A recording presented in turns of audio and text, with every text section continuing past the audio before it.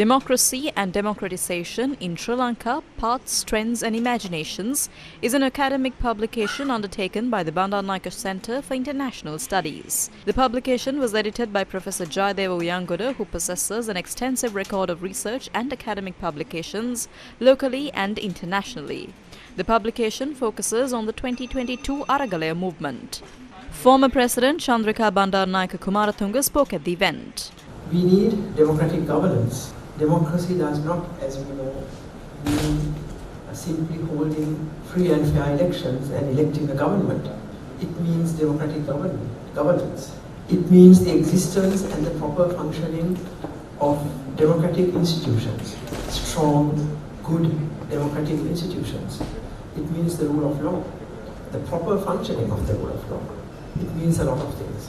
We hope that what has been published in these two volumes today will give rise to many discussions, arguments, discussions, awareness creating, so that the people of this country, especially the young people, will be equipped not only with slogans but with proper knowledge of how to make democracy work. Sri Lanka's democracy, even in history, has shown that it had some magical capacity for surprise. And that is exactly what we witnessed during the spring and summer 2022. Sri Lankan citizens suddenly woke up demanding more democracy than what the political elites were willing to concede. During the Aragalaya of 2022, the ordinary people, citizens without wealth or power, rose up demanding substantive democratic reform. The ordinary citizens, in their capacity as demos, began to make claims to their ownership of democracy.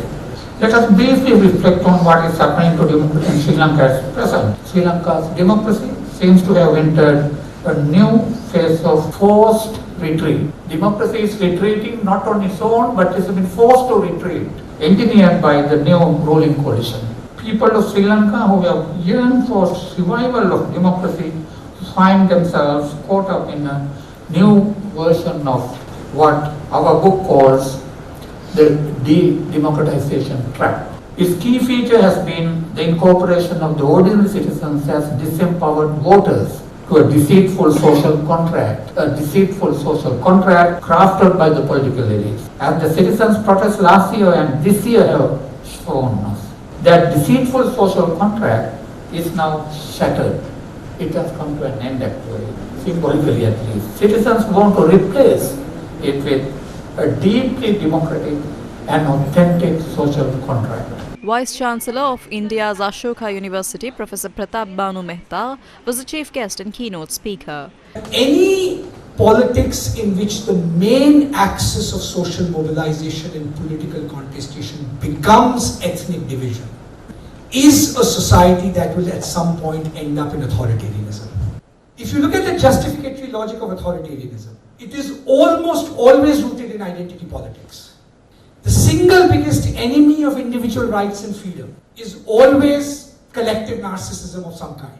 In fact, identity politics gives every authoritarian to the excuse what they do. So one of the reasons we are nervous about it is that you can handle one of these crises at a time, right? If your institutions are strong, right? If your courts are holding up a little bit, you might be able to push back against some features of identity politics. If you have serious growth models that are inclusive over which there's contestation, maybe some of the weight on identity politics will diminish. But our challenge as democracies is going to be, how do we organize that takes its inspiration from things like the Aragalaya movement, that extraordinary scene that you're seeing which is a testament to the fact that the people want democracy, they are agents in their own right, and yet we are struggling to figure out how to organize, institutionalize this power in forms of political contestation that does not hand that democracy over to authoritarianism.